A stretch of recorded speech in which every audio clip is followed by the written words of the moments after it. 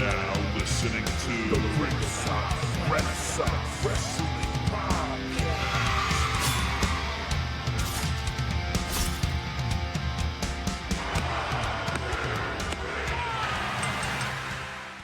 Welcome back to another episode of Ringside Renaissance. We're here with the RRW Weekly Review for AEW. And I'm here with Pretty Deadly Jesse. And I'm Andrew Combat Jones. Da, da, da, da, da, da, da, da, da. Yeah. How you doing? What's up? I'd be a lot better if you added effects to your okay. machine gun. Okay, I'm gonna do that. Good one. I'm book it. Book that shit. Book that shit, Tony. I got you next time. I'm gonna blow shit up. I'm Shoot doing everything pretty good. up. That's Yeah. it. I'm doing pretty good despite how bad this episode of Dynamite was, and I'm just gonna preface it with that. Yeah, it was rough. It had a few moments for me. I'm not gonna lie. Like, I enjoyed and laughed a few moments, and then other moments I was like, "What the fuck is going on?" Just a continuous thing of like, if this is what you're into, this is what you're into. But I'm finding a hard time being into it, honestly. Yeah. I don't know where they're going with things. I know they have Forbidden Door coming up at the end of the month, I believe. So we still have a few more episodes of Dynamite and Collision and or Rampage, however they play it out with the TV schedule, of course. I said I've tried to really find stuff and hone in on stuff that I'm interested in, but Yeah. I judge an episode of any wrestling promotion or any wrestling show that I watch based on, like, am I watching the clock to see like when it's going to be over, or is it going to be over and I'm like, oh, like it's over already, you know? And this last week's episode of Dynamite, I looked at my phone like 4 or 5 times, like, just like, when is this going to be over, you know? Yeah. And I'm very curious for y'all out there in the comments, for people that like religiously watch AEW, like all shows, like Rampage. Mainly, I'm talking about, like, if they still watch it and are still like glued to that show and Collision like they are Dynamite, and if they feel like the quality is kind of off to snuff, right? Yeah. Because it seemed like for a long time Rampage has been just dipping and dipping and dipping and going down. Like, there hasn't really been any peaks and valleys, right? Yeah, and I feel like they're really treating it as AEW Dark used to be. Like, Yeah, because it's not a live show. It's usually filmed at the end of Dynamite. yeah. And for AEW fans that are watching this, if you haven't clicked off from me saying this sucks, you know, put it in the comments, like your opinion on what you think is good, and not only what you think is good, but why you think it's good. Maybe try to give us a different perspective, because maybe I'm just looking at it wrong, and maybe I need to look at it from a different perspective. But while you're down in the comments, make sure to hit the like button and the subscribe. Yeah. Elbow drop the like button. Pop. Yeah. Give it a Hogan leg drop, brother. Yeah. Yeah. Yeah. So, like, I had seen the numbers for Rampage and Collision, and it's just not looking good. I mean, if you're watching it and enjoying it, you know, that's fine, I'm sure. But yeah. And, you know, a lot of wrestling fans say, like, don't pay attention to the ratings or the numbers and stuff. And like I've mentioned before, like, if they don't have continuous positive ratings and numbers, like, then they lose their TV deals, and then nobody gets to enjoy AEW. So, right, numbers do have importance. I mean, I understand, like, I just want to watch it as a wrestling fan and just enjoy the show as a wrestling fan, but at a certain point you do have to be concerned about that, because if the numbers don't have a liking, like the networks don't have a liking to the numbers that they're producing, then they'll just drop the show, you know? Yeah, and I don't want to compare AEW to WCW, but watching Who Killed WCW, you can somewhat relate it to little things that have gone on in AEW.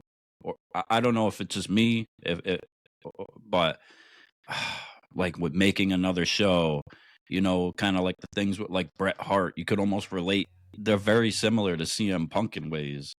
Yeah, with backstage shit. It's kind of eerie. It's weird. Yeah, and there's something along the lines with that I'm going to bring up during the review. So Okay, yeah. without further ado, if you don't mind, let's get into it. Let's get into the Dynamite review for June 12th. It's not like I have a fucking calendar on my damn computer. I had to look at the damn phone. It's time for Dynamite. June 12th, 2024, Dynamite began. They opened up with the World Heavyweight Champions, Swerve Strickland, coming out to the ring with Prince Nana to cut a promo on just the state of things, his match with Will Ospreay coming up, talking about the contract needing to be signed.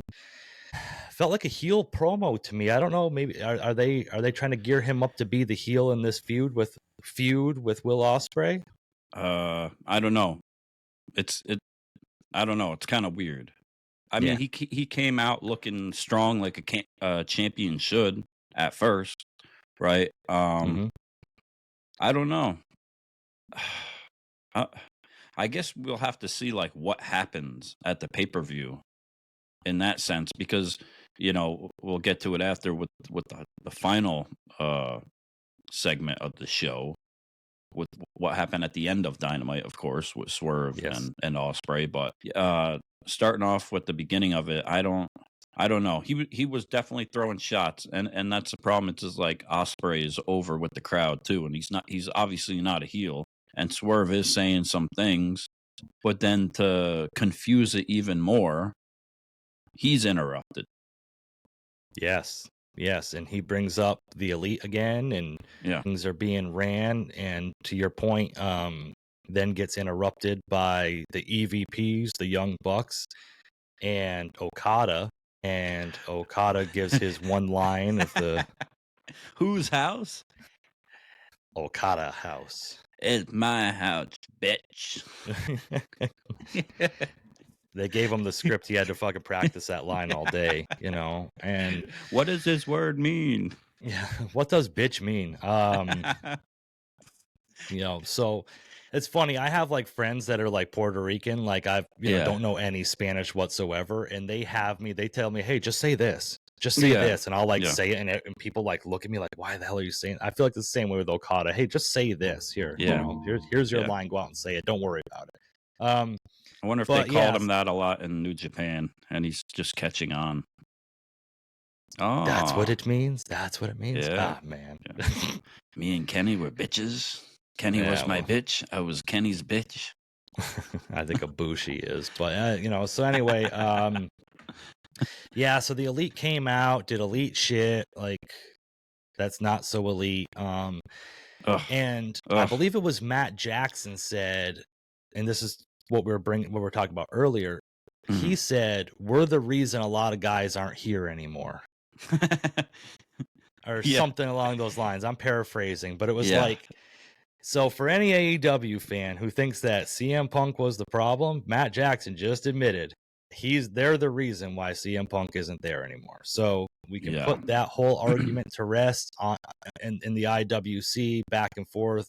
Who was really behind what? Matt Jackson admitted fault. And hey, that's a confession in the court of law, brother. That's why nobody picked him up from the airport. Yeah. That's why he took the train, the subway. Right. And it was just, more bad acting. Yeah, that's what I was going to say. It was bad acting. Horrible fucking joke. You see that? What's that buzzing around? What's that flying around? Oh, it's the injury bug. Yeah. We're about to beat you up. Like, the corniest shit I've ever heard in my fucking life. Horrible. And then they challenge challenge AEW to the most brutal match in AEW, Blood and Guts. And then ask Swerve to be part of Team Elite. Yeah. Okay, first of all, Team Elite won the first match. So why are they proposing the second match? You would think if they lost the first match, they would want to get their match back and say, hey, listen, that was a fluke last time. Why don't you face us in Blood and Guts and really see what happens? But the Elite are the ones that are proposing the match after they won the first match. Doesn't make any sense to And me. what a story and way to build Blood and Guts was just saying, oh, no, what's coming up, Blood and Guts, and Yeah. we're making a team, you know, like what's the story with this? Like, at least Right. with some of the past ones, we've had like storylines leading up to why we're going to do this rather than Yeah. it's just coming up and, Also, I pieced this together while I was listening to this. Maybe I sound stupid for this, but it's Team Elite versus All Elite. Yeah. I don't know. The whole thing's stupid. Anyway, so they asked Swerve Strickland, "Hey, do you want to be our fifth man?" To which Swerve declined. Yeah. And They tried to give them their shoes, their sold out shoes. Oh, right. Yeah. Yep. And Yeah. then Swerve said he's a philanthropist and threw him in the crowd. And That was good. That was a pretty good line. Yeah.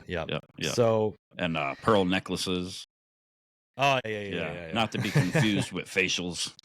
Yeah, no, Yeah. it's a little bit lower landing zone. So yeah. But we know the Bucks must like that. They must. I mean, Yeah. they're from Cucamonga. So yeah. So it turned into a little bit of a scrum. They came into the ring to attack, and then they were saved by the Acclaimed, and great timing too. Like yeah, just to stop in the middle of the ring when they're gonna beat somebody up. Wait 10 seconds for the Acclaimed music to come on. Yeah. Great job backstage playing that music. Yeah. Great job. That continues throughout the show. And so I guess apparently they're trying to start setting up like Swerve and the Acclaimed being Team AEW for this Blood and Guts match, which is really... Oh, we're gonna get a feature? Like an Acclaimed featuring Swerve rap song? Like okay. Dissing the Bucks, or like when they come out, is Swerve gonna get on the mic? Oh, I think about that. Maybe. I want to hear Billy Gunn drop a verse. Yeah. Suck it. Do a 16, bro.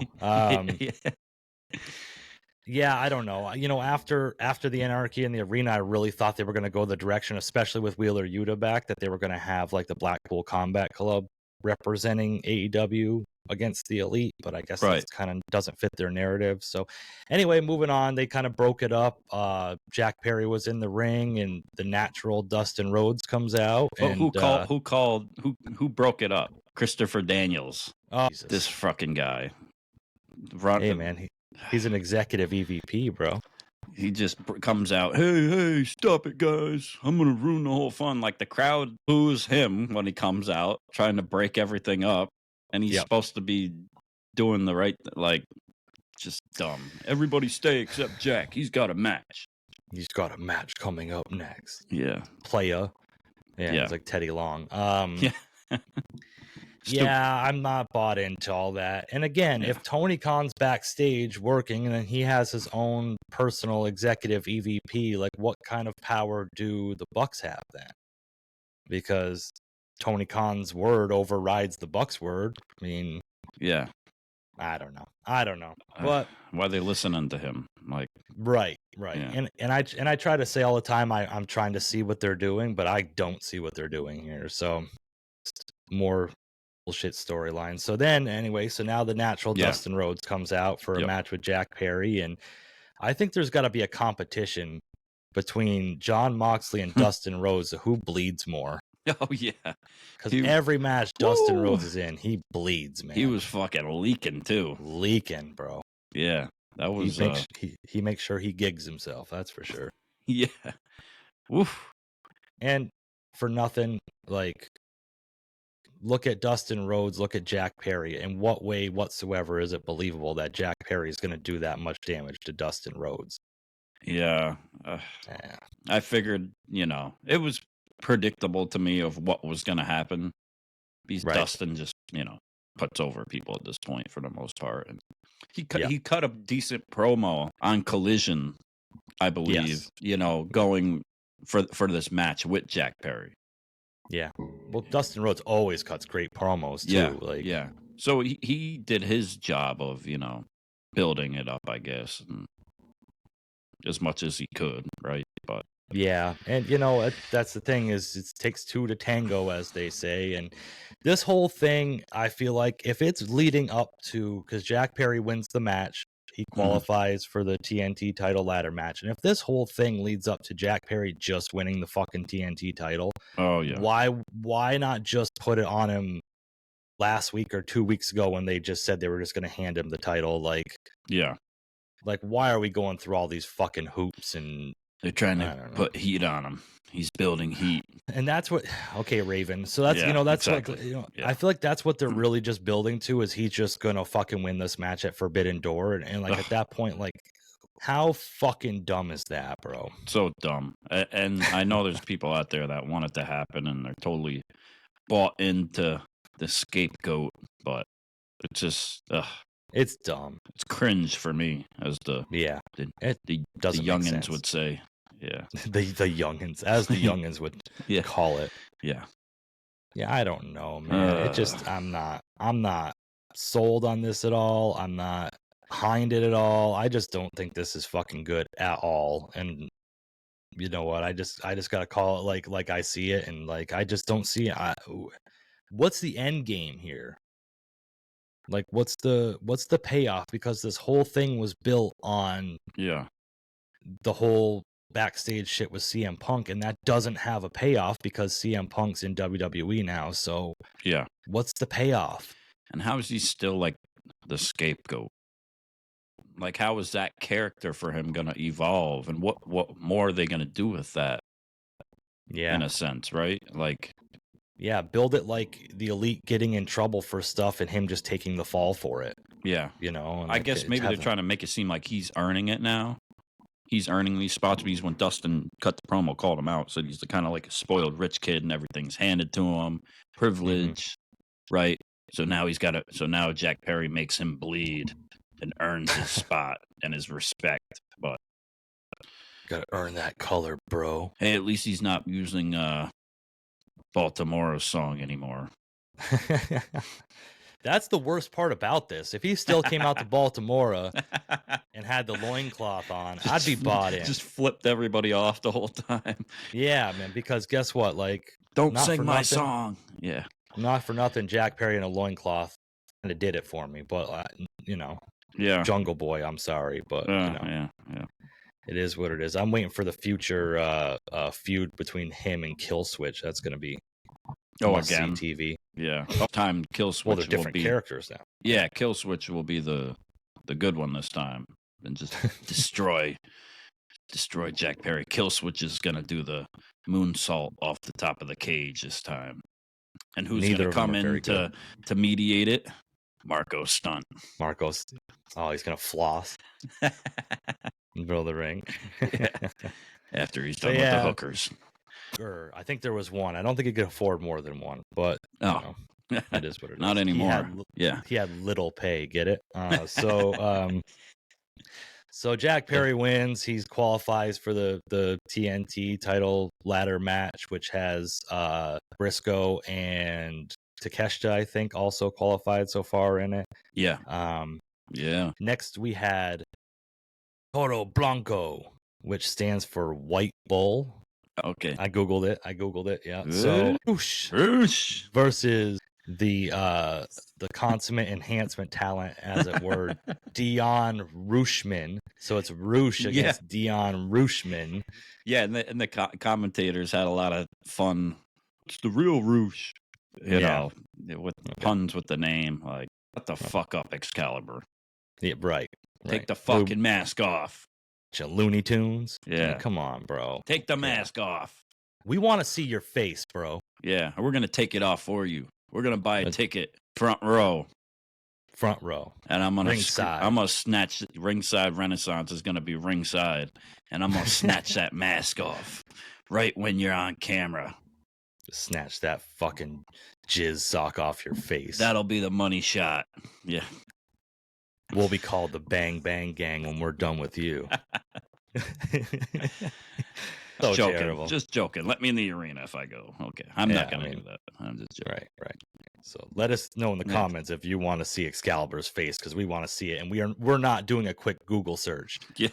We want to see authentically on AEW television. Yeah.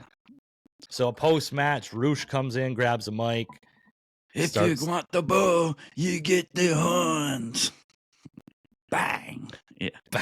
and then steps his neck on Dion Rooshman's neck in a menacing way. His and, foot on his neck.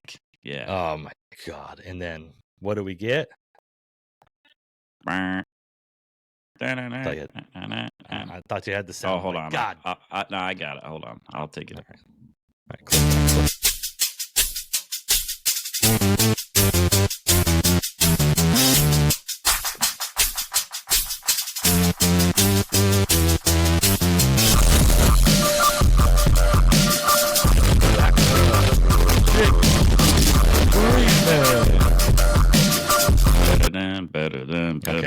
Better than you. And MJF comes out, taping his hands up, ready to fight. I think they were already taped up, and yeah, they sure were. Comes out and call it like I see. It was a sloppy brawl. It was kind of yeah. I think there could have been a lot more to it than there was, but they had to have people come out and break them up and again have the bell man ding ding ding ding ding ding ding ding fucking. It was kind of whatever. But. I mean, of course, we would have rather had Max say something on the mic at least, or right. cut another promo, but which it spilled out to the outside, spilled backstage. I think it was later on they were fighting backstage and had to have people holding them back. And it spilled out over the rail, the rail, and then they were kind of in the crowd, and then it led to backstage and the little table spot and the plant. There was a plant at MJF. It was kind of on the table and it kind of busted over Rush's head. I think it was a plant or something. Or, it was a fake plant. It was. Yeah. And then they had they had 20 people in back breaking them up, and it felt like to me like they were both just waiting for the cameraman to say cut, but it just kept it was 15 seconds too long. It was kind of weird to me. They just let them get a little closer. They were holding them just so they could get a good shot. Yeah, right. And then that was it. Immediately after, we get from Tony Khan, so he is still in charge. That yeah. Next week on Dynamite, it's not going to be at Forbidden Door. No. We're not going to build this blood feud up and have MJF's return match in his fucking hometown, for lack of a better word. Yeah. No. Next week on Dynamite, we're going to get MJF versus Roosh in a commercial-free opening match. Yeah. I mean, which is cool. Fuck? Yeah, it's okay. Dumb. It's dumb. I'm glad we're going to get to see MJF before that, and I'm sure, I guess he needs, to get his feet wet again right before he has a pay-per-view match. Yeah. But I don't know. I mean, happy to see him wrestle again, but and sooner rather than later. But the build with it, Roosh is AEW, but I guess you could kind of qualify as being that Forbidden Door type of thing. Yeah. I don't know, maybe not at this point, but yeah. Whatever. It doesn't make sense to me. You think maybe they don't have a normal finish and it drags out to Forbidden Door? I just don't think that's a pay-per-view quality match. No, it's not. But then by the time next week comes, next week will be June 19th. So there'll be that next week's episode of Dynamite and one more episode of Dynamite before Forbidden Door. So they're only going to have 2 weeks to build what's next. Right. Max has to have a fucking match in Long Island, right? And you would think the stakes would be a little higher. It would be something bigger. But yeah. Let us know in the comments who you think MJF is going to, at this point, who you think he's going to face at Forbidden Door in his home. Anybody. Yeah, if anybody, yeah. In Long Island. I think they'd really miss the mark if they didn't. Yeah. I don't know. I don't even know, if I was going to book it, or not, if I was, not that I know anything about that, but if I was going to do that, I don't even know who I would pick for him to face at this point there. And he already came out and said when he, a couple weeks ago or last week or whatever, that, he's going to face some random guy from some random place from another company, right? Yeah. Maybe it'll be Joe Henry. Ooh. Yeah. Maybe it'll be Rick O'Shea. Ooh. Making his debut. Yeah. So then we had backstage. I like this part right here. Okay, so before we had a 6-man tag. I already Fletcher, know. Takeshita, and Roderick Strong against Orange Cassidy, Mark Briscoe, and Kyle O'Reilly. So Kyle O'Reilly, Orange Cassidy, and Mark Briscoe were backstage. And Kyle O'Reilly was all right on the mic. Orange Cassidy's man. Yeah. But Mark Briscoe is the my fucking God. man, bro. Yeah, absolutely. That was like so fucking good. It was like my favorite part of Dynamite almost. Yeah. For the most part. Like, and the thing that was so great about it, like you could tell it was completely improvised. Yeah. Like I don't think he knew it at all what he was going to say, and because you could see the reaction on literally everybody that was with him, them and Renee Paquette. They all broke character for at least for 1 second during the whole thing at one point or another. Yeah. Kyle O'Reilly was just like blown away. Yeah. Like Kyle O'Reilly was just standing behind him, blown right the fuck away. Like, what is going on right now? Yeah, Mark Briscoe was like, took it up to here, and then you're like, oh shit, and then he takes it up to here, and then he brings it down, then he's all the way up here. It was, he's in the fucking camera. Like, yeah. It was great, man. Like, push that man to the moon, and having him as Ring of Honor World Heavyweight Champion is not fucking pushing him. Like, push this fucking dude to the moon, bro. Right. My God. Yeah. It was so good. Yeah, it was good. And Kyle O'Reilly's expressions were at the end too, and all that. It was great. They were all blown away. It was hilarious. Yeah. Yeah. That's the way a fucking promo should be done. It gets you fired up for the match. It isn't. Yeah. It isn't. Oh yeah, I'm Orange Cassidy. Right. Fucking Mark Briscoe sold the fucking match. And it wasn't even a good match, but like it got me hyped up because I was like, man, he's fucking really, really invested. That's how you use the time that you have and the moment that you have to the maximum. Like, right. He milked it. Like every second he got, he fucking yeah. And it's like I said, it's not even a match I wanted to see whatsoever, but he had me invested. Yeah, he had at that me point, so invested, and I was like, okay, let's see what Mark Briscoe's got. He's ready. If the wrestlers aren't invested, why am I going to be invested? Right. And he was fucking invested right there. So then we had the 6-man tag again. Mark Briscoe, Kyle O'Reilly, and Orange Cassidy against Kyle Fletcher, Konosuke Takeshita, and Roderick Strong. Yeah. Kind of random. Well, this is how random it is. But I just about fucking shut off Dynamite at this point. So I'm sitting here watching it, right? Yeah. And like my wife and I are watching it, and I'm fucking sitting there, and I said, so Takeshita and Kyle Fletcher first came out, and I kept telling her, I said, look, and she said, what? So Kyle Fletcher and Takeshita came out for their match with Trent, the third member of their group, who's not in the match. Yeah. But then they team with Roderick Strong, who comes out with Matt Taven and Mike Bennett, who's his two partners that aren't in the match. Yeah.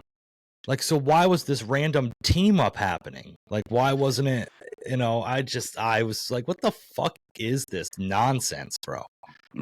Yeah. With Don Callis. At least we got Don Callis on the mic, I guess, on commentary. Yeah, but the downfall of that is we get Excalibur on the fucking mic as well. And like, bro, like at one point, the match was going on, and Excalibur literally said, I think Don Callis just peed his pants from all the excitement going on in this match. Like, are you fucking kidding me? Yeah. I'm just fucking lost, dude. I have in my notes here, I didn't write very many notes, but I said Excalibur on commentary fucking stinks. Like, it's so fucking terrible, man. Oh, man. Yeah. Don Callis, doing his regular carny shit on the mic, too. Yeah. He's trying so hard. But yeah. And Kyle Fletcher, just like, Yeah. I don't know. Takeshita looks good. He's caught up in this fucking bullshit. Yeah. Kyle O'Reilly looks good. He's caught up in this bullshit. Mark Briscoe looks good. He's caught up in this bullshit. It's like, my God. No, there was a few good spots during the match, too. There was. Yeah. Like, it wasn't, like, completely forgettable. Like, it was decent for what it was, because I watched it. The promo from Mark Briscoe made me want to watch it. Like we said, they were invested, and it wasn't bad. Most of it, yeah, had some good spots. And then at the end, Kyle Fletcher, Konosuke Takeshita, and fucking Roderick Strong beat. Yeah. Okay. Kyle Fletcher got the pin too on Kyle Mark Fletcher got Briscoe. the pin on Mark Briscoe, bro. Like, you think it would be Takeshita got the pin over Briscoe because they're both in the TNT title ladder match, okay? Right. Like, build that up a little bit. What the fuck is Kyle Fletcher doing? I don't understand why. Yeah. It just doesn't fucking make sense to me. I'm just fucking so lost on this. And then we get a post match with Orange Cassidy and fucking Trent again. Yeah. Chris Statlander comes out again. Willow Nightingale comes out again. Yeah, Like, Chris Statlander beat up Willow Nightingale and took a little selfie with her, beating her up. You know, I will say, as far as Kyle O'Reilly, like, he was good during the match, and obviously Briscoe was too, and Orange Cassidy had a few decent moments too. Yeah, but you're being generous. Yeah. But You're being generous. So Kyle O'Reilly, though, I think this is my favorite version of him thus far, especially in AEW. Yeah, and it sucks because it seemed like they were building up, leading to like a Adam Copeland Kyle O'Reilly feud for the TNT title. Yeah. And Adam Copeland got hurt, so I don't know if that's where they were going or what exactly, they were leading to with that, but it seemed like they were kind of slow burning that a little bit, and then got mixed. So now Kyle O'Reilly's just lost in the mix. I think they're trying to push him and Roderick Strong back on each other.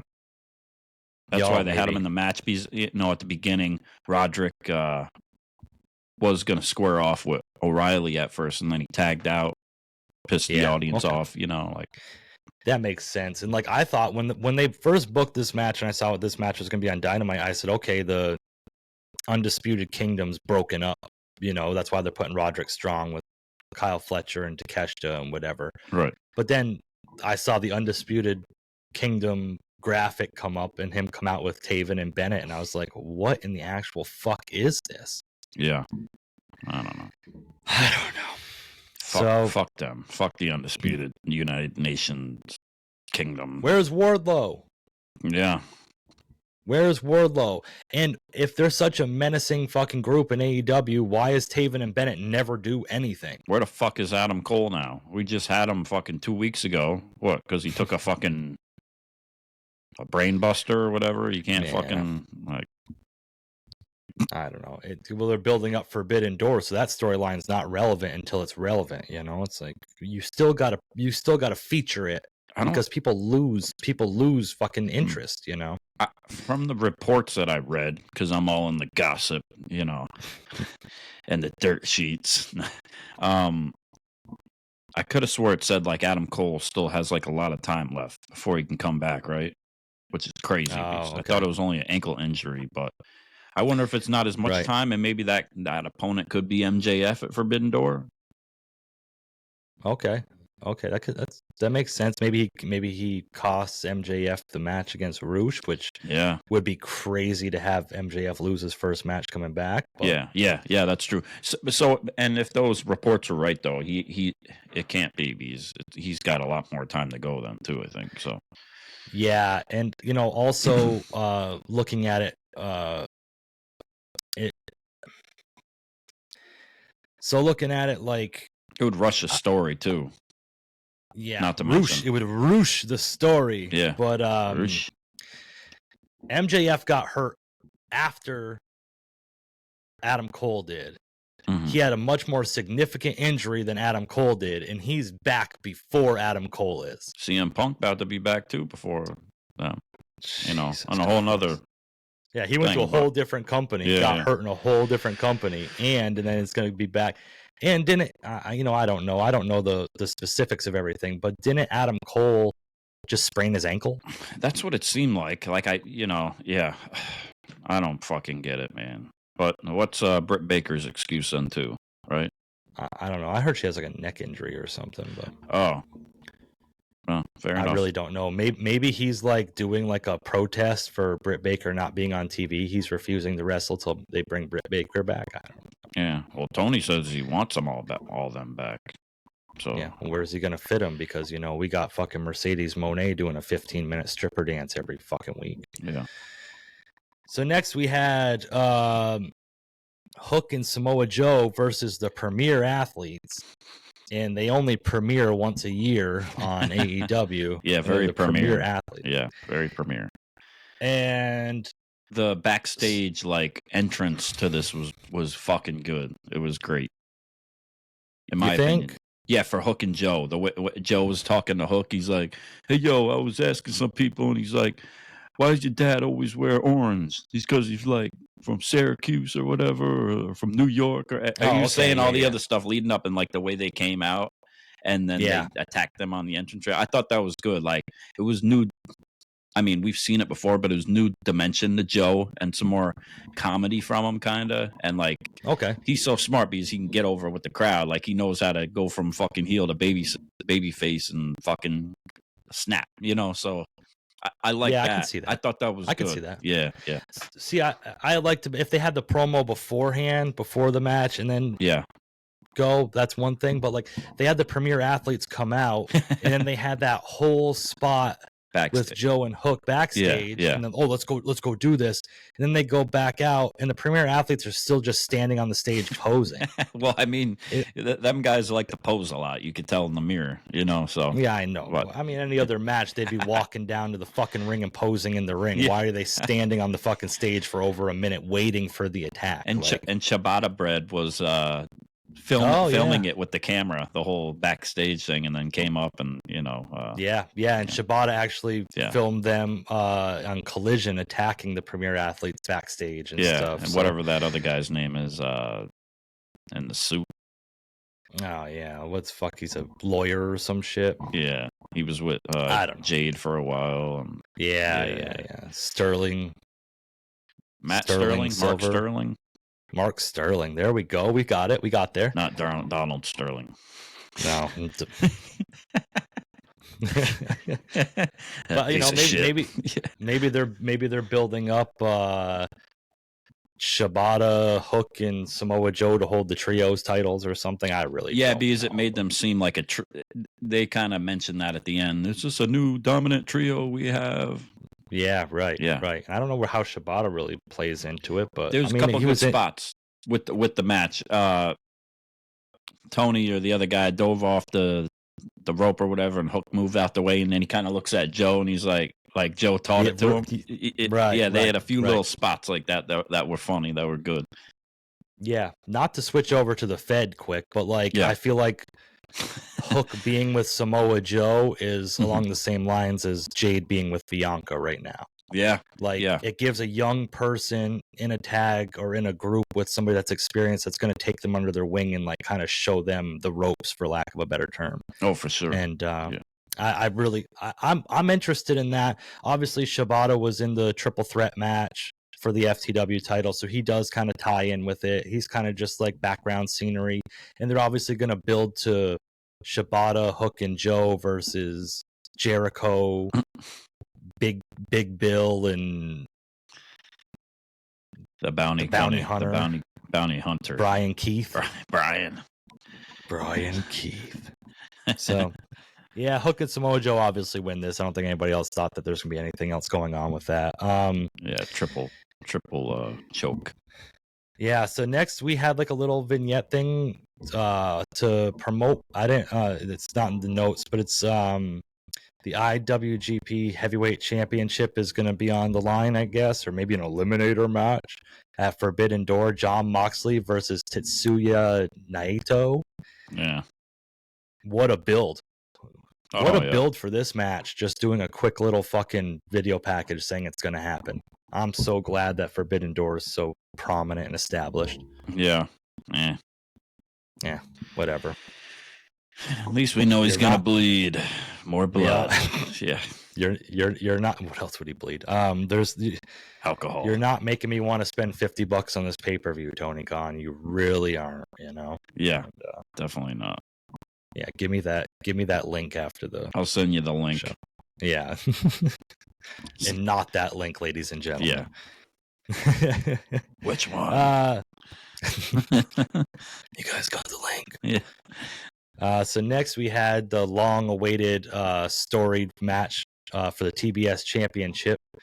Mercedes Moné, the champion, versus Zeuxis. Yeah, it's Zeuxis. Stephanie Jacora's tag team partner, apparently, or I at one wouldn't point it know was. if they didn't tell us. Yeah. That's all the storyline we need. It was their tag team partners. So she's gonna come in her first match in AEW, have a TBS title match. If you're a real wrestling fan, you watch every promotion there is, and you should know everybody. You should know everybody. You should know. Or, yeah. You know, if we fucking have lives and jobs and things we do, maybe we don't have time to watch fucking 50 hours of fucking wrestling content a week. So this isn't my parents' basement, and you don't see the rafters. It's my grandparents' basement. Yeah. Don't see the rafters. So you know, it was Mercedes Moné versus Zeuxis, and Zeuxis or whatever, and they they kept driving home. Well, if Zeuxis wins this match, then it won't be title for title at Forbidden Door. If anybody in their right, okay, Mercedes Moné comes out to the piped-in CEO chants in her music. Yeah, I fucking laugh every time the music stops. And there's no CEO chants. Nobody's even cheering. It's silent. Yeah. It's just quiet. Well, you see a few people doing it. And even like the fucking the Titantron or whatever the fuck you want to call it. The screen above the entrance ramp. Like they gotta put the CEO in like bouncing letters, like so people can like sing along like it's karaoke. It's in case they don't know to say it. So they can 3 say letters. It. Yeah, like it's not CEO. CEO. Yeah, doing her CEO dance while she's walking out to the ring. It's like OV-ho, CEO. It wasn't much from this. It wasn't the worst thing in the world, but I wasn't invested because I knew who was going to win, and I knew that there's no I don't know. What did you feel about the match? Do you think that match was solid at all, or? It was okay. Yeah, I mean, there was decent things. I thought Zeuxis looked better than Mercedes Moné did. Yeah. Whoever the Zeuxis woman was, she seemed more believable and laid her shit in and whatever a lot better than Mercedes Moné did. And like they're running into a problem here where everybody Mercedes Moné's wrestling against are putting on a better show than she is. In my opinion. Yeah. So money changes everything. Yeah, I guess it does. Yeah. They give you a bunch of money, so they have to push you. It does change everything. Exactly. Yeah.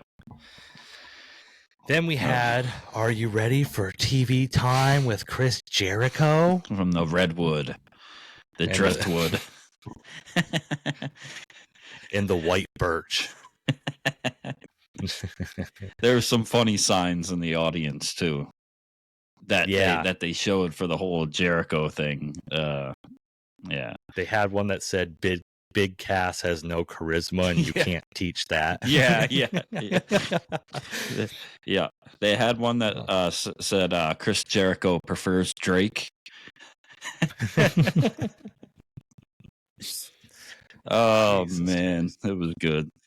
It's just not good. It was, oh, man. It was stupid. It was funny at some parts. Like, Chris Jericho is just so delusional, and he's playing into the part that he's delusional. So it's almost like real. Yeah. But Big Bill, he's trying to do what he can with it, I guess. Just put in a bad spot, brother. Yeah. And then like Brian Keith, the bad apple. He's not the bounty hunter anymore. He's the bad apple. And why has he got like an Amish hat on? I feel like Amish Paradise is going to break out at some point. It's going to come out, Tom. Like, what is with this black hat? I'm like, this is what a bounty hunter wears? Like, Apparently, yeah. I feel like I'm watching like Star Wars or something. Like, I don't know. Yeah, I don't know. It's like it's like just a walking parody at this point. Like it's like Yeah, like everything they're doing, it's like it's bad comedy, and like they're like leaning into it being bad comedy. I eat corn before I came out here. Yeah. And the pH level is supposed to be blah blah. And then private party comes out. Yeah. So he calls Private Party out, and I like Private Party. Like together as a tag team, I like Private Party. They're good. Shots. Yeah, they're all right. Shots. Can you do the Mark Wen dance?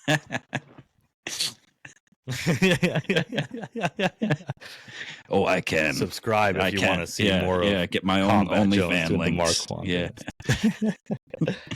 Yeah. So better pay a premium. They came out and Chris Jericho told them that they don't climb the top rope the right way. Oh, so Chris Jericho. The part about him, he trained with Stu Hart in the dungeon. Yeah. 33 years ago. The late great Owen Hart taught me how to climb the ropes. This is how you do it, guys. Yeah. And, just one foot after the other. And he didn't climb the ropes right. He messed up climbing the ropes, which was really funny. Yeah. And then, got to the top rope, and Private Party crashed the party. They tried to cut down the learning tree. Yeah, that's true. They did. Took a few chops. Chops. That should be their new thing when they come out instead of shots. It should be chops. We're gonna trademark that, so they have to pay us for it. So they knocked Chris Jericho off the ropes. They knocked Brian Keith over the top rope. They stood and waited for 5 minutes for Big Bill to come running at him, so they could low rope him. And the redwood went over. The redwood. Oh my God! The wind blew the redwood over. It was just whatever. And then they the bad apple and the fucking blue spruce fucking came back in, and the Private Party abandoned the ring. So apparently they're setting up a feud with that. Yeah. Wasting more TV time. Oh yeah. It's all it is. It's like legitimately they're sitting there telling you we are wasting TV time with this, because they call it TV time, and it's just a waste of time. And I'm not, I don't know. I know you think it's funny and stuff like that. And okay, I can see where it's comical it's and comedic, whatever. I mean, that's what the majority of the show is. Even the parts that are supposed to be serious, they're still comedic. Like build up a storyline for the pay-per-view in 2 weeks, 3 weeks, whatever, 2 weeks. Yeah. Like, why are we just wasting time with this, Yeah, where's the suspense? Oh, you don't get that. You got to go to Club Fed if you want that. Right. Yeah. Right. If you want meaningful storylines, go to the other place. Go to PGE. Don't go to fucking AEW. We're here for the wrestling. Yeah. Yeah, but part of fucking pro wrestling is the fucking successful storyline. Sorry about it. Yeah. Where's the best wrestling? Right. So, after that, we had Daniel Garcia versus Nick Comoroto. Was that before or after the learning tree thing? I don't even fucking remember. I think it was after. I believe it was after. Yeah, Daniel Garcia defeated Nick Comoroto, and I'm so glad Nick Comoroto is still, dude. It's so stupid, man. They've really building up Daniel Garcia now too, because they gave him that big video vignette a week or two ago. Yeah. Right. And yeah. Him talking and now about he's beating guys twice his size. Buffalo. Convincingly beating people twice his size. Yeah. So I don't know, bro. I'm just not bought into this. A couple years ago, Nick Comoroto was with QT Marshall, and he was built up as like this fucking indestructible monster, and now he's getting jobbed out by the fucking dong dancing fucking I don't. I wonder how this like roster works with like Tony calling them up, like when it's time, like, Hey guys. hey, I know I haven't spoken to you in like a year, and you're still on the payroll. I was wondering if you come do a little squash match for me and get the dong in the face from Daniel Garcia. You should be lucky to get that dong. That dong's over right now. Like, what are these guys doing in the other time? They're doing independent shows, I would assume, right? Right. And they're probably doing pretty good on them, but it's just like, it just must be the most random calls. Like, and you never know when it's coming. Like, their contract must be part, yeah. It's like Daniel's dong. You never know when it's coming. But, yeah. But I'm sure it's not fucking Tony Khan making the phone calls. Trust me, because he just can't take that kind of rejection. Yeah. I'm not a fan of it. And then after the match, he's up on the barricade doing the dong dance, and then it shows Will Ospreay, the dynamic dick. The dynamic dick. Yeah.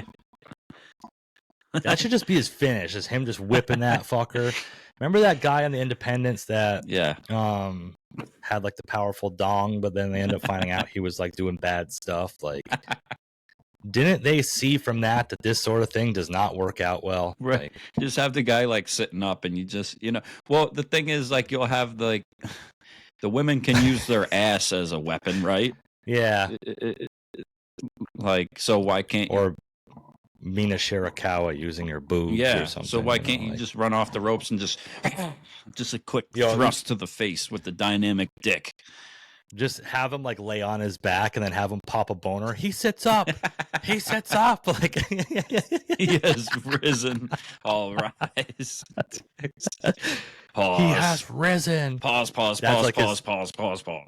Yeah, okay. No pause. No. Or, when he's do the Bronco Buster. Hulking up. Yeah, in the fucking corner. When he's hulking up, he pops a boner. Yeah. So I don't like it. I'm not saying I like it. I'm just saying, like, lean into it. If you're gonna do it, lean into it. Fuck so it. The final match we have to wrap this up. We had the International Championship, Will Ospreay versus Rey Fenix. And if this is your type of match, man, that's your type of match. But I thought it was a letdown. Okay, so I'm not a fan of all this shit. They're both baby faces. They're putting Will Ospreay against all baby faces lately, which is kind of confusing to me. He came out to the Rey Fenix comes back too, like, after a while, and cool, they're putting him in the match, but like. Exactly. And Will Ospreay comes out to the ring, and Swerve Strickland stand at ringside. He hands Swerve Strickland the contract because he wouldn't hand that to Tony Khan. He's got to hand it to Swerve Strickland. And he's got it tucked in his fucking, like, it's stupid. Yeah. So you notice how Swerve Strickland wasn't sitting on the other side of the camera because, we don't want to show that. Oh, yeah. And why? Why wasn't he sitting on the other side? Oh, I don't know. No one would be there to tell you. Oh. Huh. So he gets in the ring, and again, it's babyface against babyface, and it's just spot fest and no selling. And I really went into this thinking, like, okay, I'm just going to kind of just let it be what it is. I know what this is going to be. Just let it be what it is. And I still found myself bored. I was like, I was bored with it, Yeah. And I didn't think it was too great. High flying, spot fest, no selling. Sometimes you got to do a little less. And, there was no story to it either. It was just a dream match. Yeah, if you will. These dream matches aren't hitting with me, and I know some people are like, and it's not a dream match. They've already faced each other before in a different wrestling promotion. So, like, it's not a dream match, everybody. Like, this is just a match, Right. I don't know. I'm just not sold on it. And then, like, Will Ospreay did like this, or Rey Fenix went to do this like Hurricane Rod off the top rope, and Ospreay did like a front flip and landed on his feet. Yeah. And then Ospreay went to do a tornado DDT, which he landed on Rey Fenix, tornado DDT, and Rey Fenix just sprung up and landed on his feet. Yeah.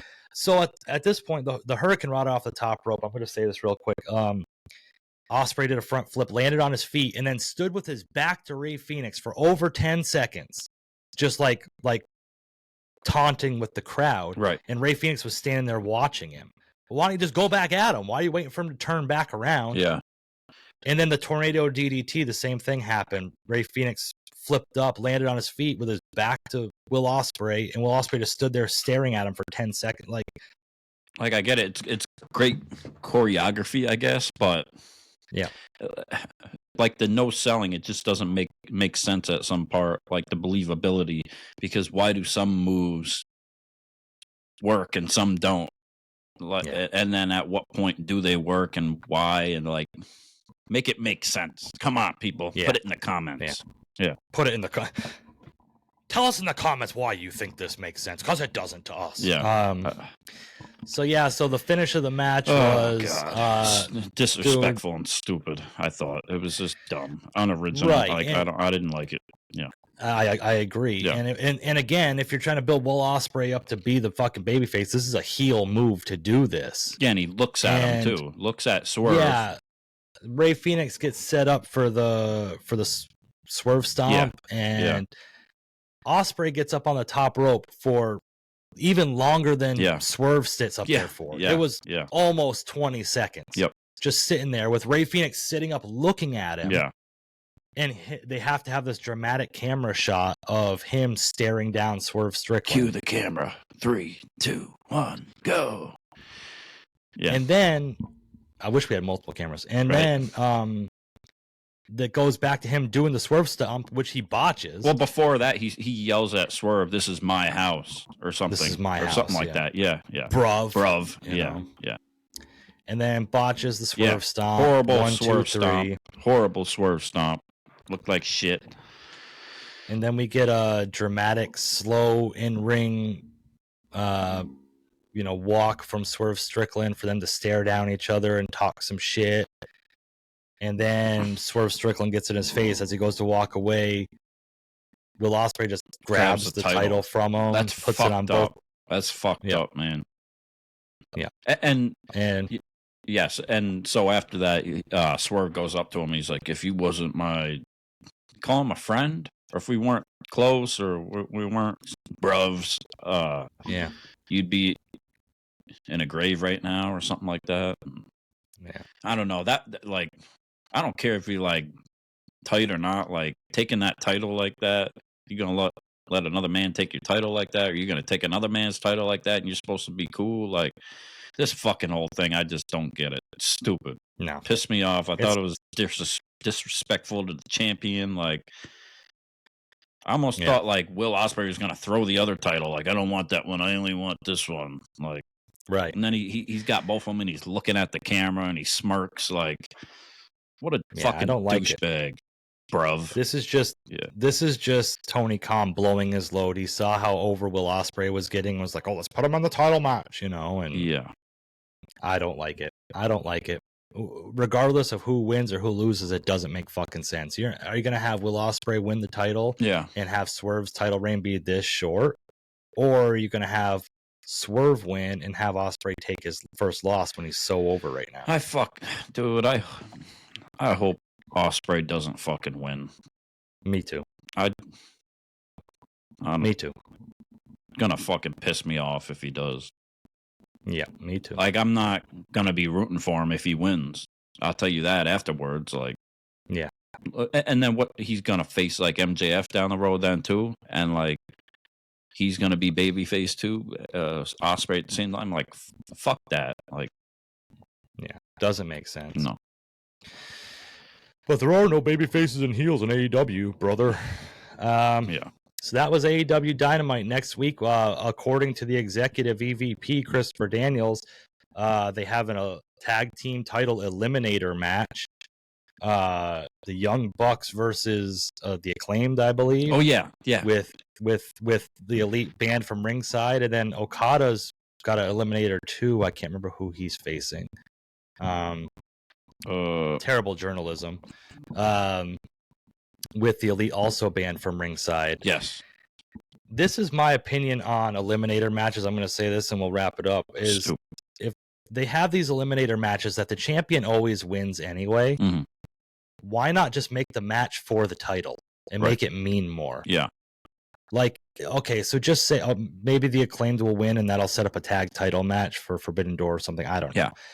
But if the Bucks end up just winning anyway, why don't you just say, "Oh, this match is for the tag titles and not an eliminator match"? Right. You got to keep them on wrestling at some point too. And Okada and Christopher Daniels did that video thing backstage, and when he announced that, dude, that was like the fucking horrible acting. Like he was trying so hard on that. Like, I don't know, why they gave him this job to be this general manager, whatever the fuck they're calling it, or backstage thing to help Tony. Like, both times we saw him throughout the night were fucking horrible acting and just stupid. And the video one was even worse. Like, it was just like, horrible. So bad. Horrible. So bad. Yeah. We got MJF, bro. Yeah, we got MJF next week. That we got that to look forward to on Wednesday. Yeah. You know. And that's all I can really be overly hyped about right now is just MJF and yeah. So tell us in the comments what you're looking forward to for AEW this week. You know what I'm not looking forward to right now is spending fucking $50 on this goddamn pay-per-view. They need to have a streaming service for like $10 a month, please, buddy. Make it worth my while. Yeah, yeah.